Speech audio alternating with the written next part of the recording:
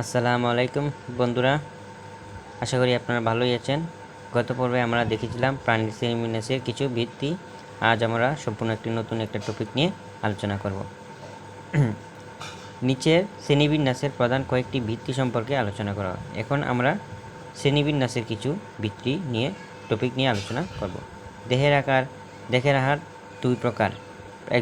একটি প্রাণীকে কিভাবে দেখতে হয় কিংবা এর আকার কীরকম তা আমরা দুইটি ভাগে বিভক্ত করতে পারি। সেটি হচ্ছে অণুবীক্ষণিক প্রাণী, একটি হচ্ছে বৃহত্তর প্রাণী। অণুবীক্ষণিক মানে যেটা আপনি খালি চোখে দেখবেন না, আর বৃহত্তর প্রাণী হচ্ছে যেটা আপনি খালি চোখে দেখতে পারবেন, সেটা হচ্ছে গিনিপিগ, ঠিক আছে। এরপর হচ্ছে সাংগঠনিক ক্রমমাত্রা। সাংগঠনিক ক্রমমাত্রার ভিত্তি করে প্রাণীজগৎকে 4 ভাগে ভাগ করা যায়। এইখানে 4টি ভাগ সুন্দর করে দেওয়া হয়েছে।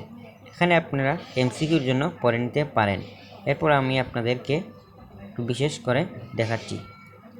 কোষীয় মাত্রার গঠন, কোষ টিস্যু মাত্রার গঠন, টিস্যু অঙ্গ মাত্রার গঠন, অঙ্গতন্ত্র মাত্রার গঠন, এগুলো আপনারা একটু পড়ে নেবেন।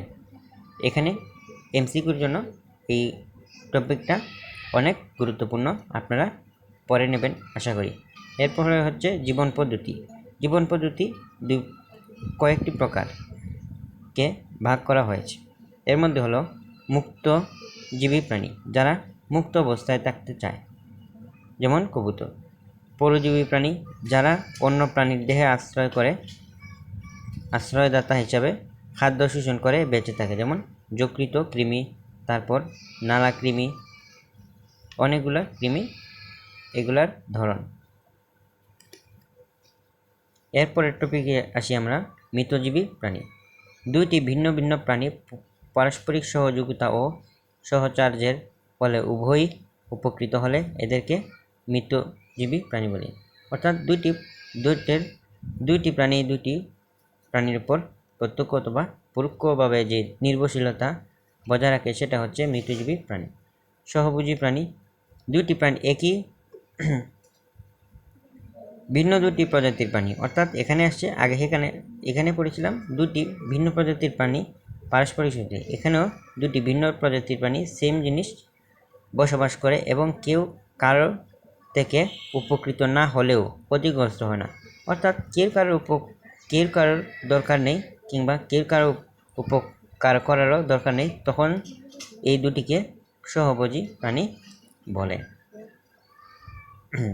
যেমন রিমোরা নামের চুকস মাছ, হাঙর ও অন্য প্রাণী মাছের দেহে সংযুক্ত থেকে সহভোজী প্রদর্শন করে।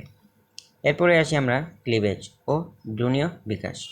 ক্লিভেজ কি, এটা একটু গুরুত্বপূর্ণ টপিক। এই টপিকটা থেকে আপনারা এমসিকিউ পাবেন, অনেকগুলো এমসিকিউ পাবেন, যেগুলো আপনারা বিগত সালের বোর্ড কোয়েশ্চেনগুলোতে দেখেছেন। ক্লিভেজ থেকে অনেকগুলো প্রশ্ন এসছে, আমি নিজেও দেখেছি। ক্লিভেজ কি, যে প্রক্রিয়ায় যৌনজননকারী প্রাণীর এককোষী জাইগোট, কি জাইগোট? এককোষী জাইগোট, অর্থাৎ এই প্রাণীটার একটিমাত্র কোষ বিদ্যমান থাকবে এবং কোষ বিভাজন মাধ্যমে, কি কোষ বিভাজনের?